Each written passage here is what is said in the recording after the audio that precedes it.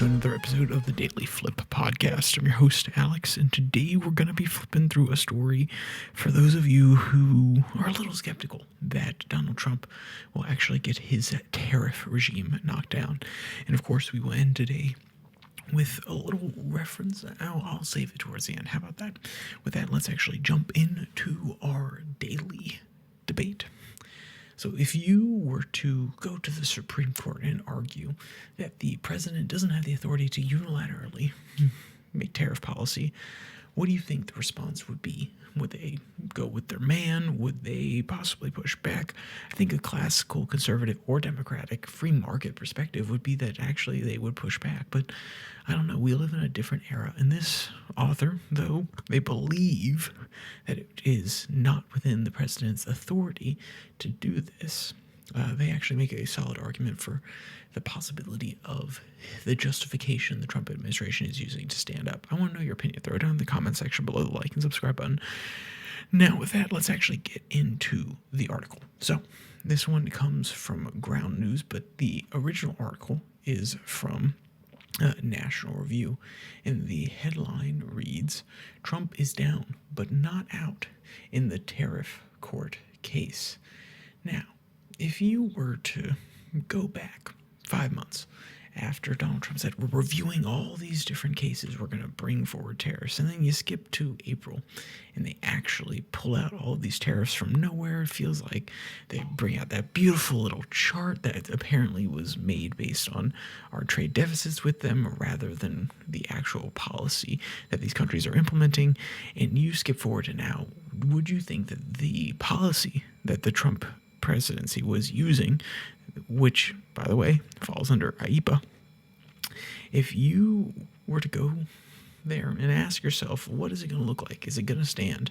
Is it going to make it through the courts? I want to guess that most people would say no. Most things in the Trump administration won't make it through the courts. And that's not to say that they're doing anything wrong.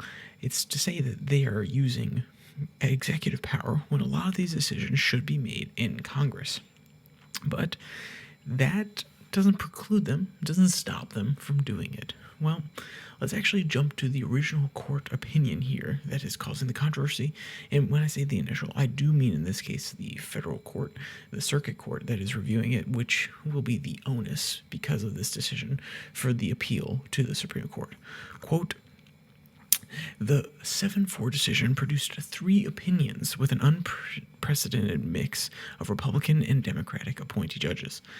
Not only that, the en banc court's Republican appointees, 3 of the 11, skewed 2-1 against the president's tariffs.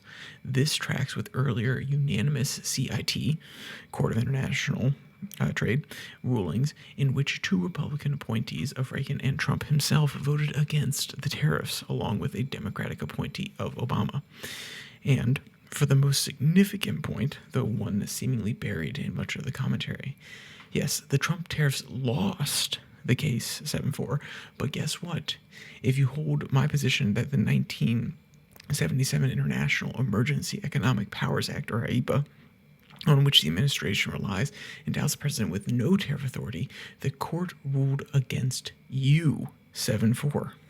So, what the author's actually getting at here is, though the Trump opinion was struck down, essentially their interpretation of IEEPA, the actual nuance here is that the court came down and said, actually, he doesn't have the authority to do this. That doesn't mean he doesn't have the authority to use IEEPA to declare tariffs, which is the author's argument that actually IEEPA doesn't give him any power over tariffs at all.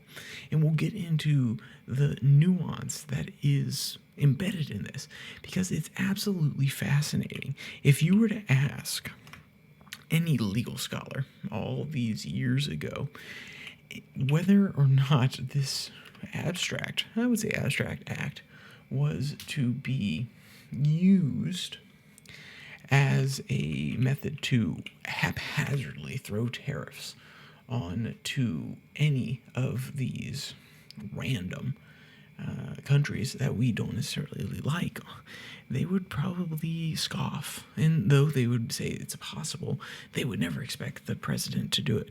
Well, now, 7-4, essentially, even though the opinion came down in favor of stopping Trump's tariffs, in general, the opinion is seemingly stating that the president can use it in order to make these tariffs.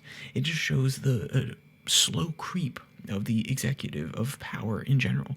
The more power you give away, this is speaking to Congress now, the more likely it is to be abused, and the more likely things are to happen that are not within the initial purview, because the more power you give to somebody, the more latitude they're going to take with it. And that's not to be a negative thing. It's just a statement which I feel is hard to deny. If you give a child more latitude, you say, hey, you're allowed to run outside, they're going to do things that they couldn't do inside. That's just simply true. There are more options open to them. But also, they're going to think of creative new ways to hurt themselves because they're running into new experiences. That is a similar interpretation of human existence that can apply to people in power. So, what is actually going on with this little split decision within the decision itself? Quote, to be clear, then only 4 of the circuit's 11 judges reject IEEPA tariffs outright, and the 4 dissenting judges, 2 Democratic and 2 Republican appointees, endorse Trump's position that A, the IEEPA gives presidents unbridled tariff authority in an emergency, and B, it's up to the president to decide whether an emergency actually exists. So even though Trump lost, he persuaded 7 of the 11 judges that IEEPA gives presidents tariff authority to some extent. And then we're going to skip down to the latter part of this article. Quote, you'll find none of that in IEEPA. They're talking about some of the laissez restrictions. Quote, that's a strong argument against the tariffs, especially when conjoined with 2 other points. First, in the IEEPA's near half-century on the books, no president prior to Trump had invoked it as a rationale for imposing tariffs. Second, in the enumerated Congress's powers, Article 1 of the Constitution separately confers the powers A, to lay and collect taxes, duties, imposts, and excises, and B, to regulate commerce with foreign nations. What is a tariff if not regulating commerce with foreign nations? Now, technically, it is also a tax on the citizens here because the cost will be passed along to them, which then brings us back to part A, which is to lay or collect taxes, duties, imposts, or excises. Excises are another form of tax. Duties are another form of taxes that are mainly focused on the outside, though, of course, it can affect interstate commerce and things of that nature. I'm not trying to pretend as though they're exclusive, but it pretty obviously lays out here, without using the word tariff, it describes tariffs in essence as to whether or not the Congress has the power to outlay them. And it doesn't say anything about the executive, if you notice there. Now, of course, the argument will be, well, wait, Congress gave up that power. It is their job to regulate these sort of things. It's their job to legislate on them. And they actually gave the power away to IEEPA, to the president through IEEPA. And if you're still on that point, fair. I am not a legalese, and neither are you. Maybe you are, actually, and maybe you are a tariff lawyer, and you know so much more than me, and you say, Alex, you're absolutely idiotic. If that's the case, throw your comments down there. I want to hear what you have to say. But pretty obviously, the essence of our founding is to not give away these powers to an executive. And if you're to follow the letter of the Constitution, I would say that Congress should not be able to give away these powers. One, because the decisions of one person, and this is the case in a lot of different things, so I understand it's a little bit tenuous of an argument, but the decisions of one person affect an entire society. And in this case, it's not just on foreign policy. It's not just on things that affect us out in the world, but rather something that directly hits your pocketbooks. This is a rigging of an economic system, okay? That is not something that can be done so lightly as to be given to one person simply because Congress is not willing to step up. Now, of course, I am jaded by our current perspective of Congress not stepping up. There are legitimate reasons that IEEPA was passed back in the day. We're not trying to say it's not, quote, when IEEPA was enacted, then the controversy over Nixon's reliance on the Tiwa to impose tariffs was still very much at the front of mind. Ergo, it was highly significant that Congress did not explicitly grant the president the power of tariffs in IEEPA. It was not inadvertent in their omission. It was a conscious legislative choice not to endorse Nixon what he had done. The salient purpose of IEEPA, in conjunction with other Washington post-Watergate statutes, the 1976 National Emergencies Act, was to curtail the president's ability to usurp legislative authority by the factual declaration of emergencies, end quote.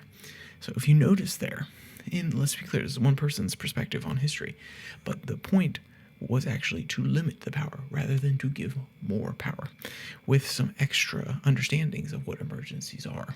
And that is when we have to look back and say, was Congress being deleterious in their duty and giving the executive permission to step up, or were they actively trying to restrict them?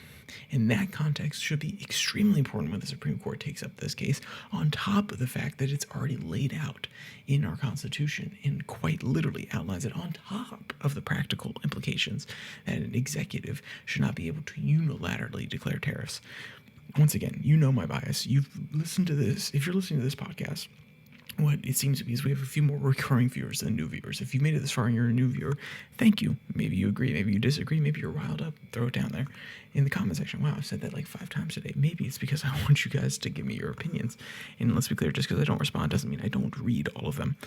But if you've made it this far, you probably are somebody who's been here before, so you know my bias on this front. I do not like tariffs. I do not like my prices going up. I do not like society's prices going up, and especially when they're being engineered by one person, because it feels like the most evil of market interventions. It feels as though there is very little thought put into it, even though, of course, there are many people behind executive decisions. It is not one that is weighed by the direct vote of my representative. Now, you can say that the president represents us all. That's fair enough. But I also vote for people in Congress and Senate to do their jobs so that they can weigh whether or not this will negatively affect me, the people around me, my community, and my nation as a whole. But hey, maybe I'm just a little bit crazy in that part. So, with all that said, if you want to check out this article, it'll be linked in the description below the like and subscribe button. Also down there, you can find the podcast on Spotify, Podcast, Podvine, as well as the Twitter handle at your DailyFlip, where I post links to these episodes on Monday, Wednesday, Friday, and 6 and 6, which comes out on Tuesday and Thursday. It's 6 minutes or less of news from around the world. So we're meant to cover every single populated continent, except for Antarctica, because, well, it's not that populated. So, with all that said, there's only one more thing to say. Stay safe. Don't die.